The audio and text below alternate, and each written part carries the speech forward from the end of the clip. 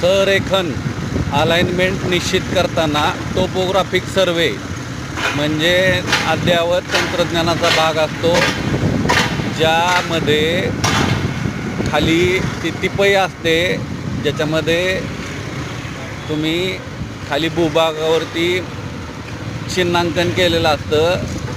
त्या ह्याच्यावरती टिपईवरती रोवर जोडलेला असतो, जो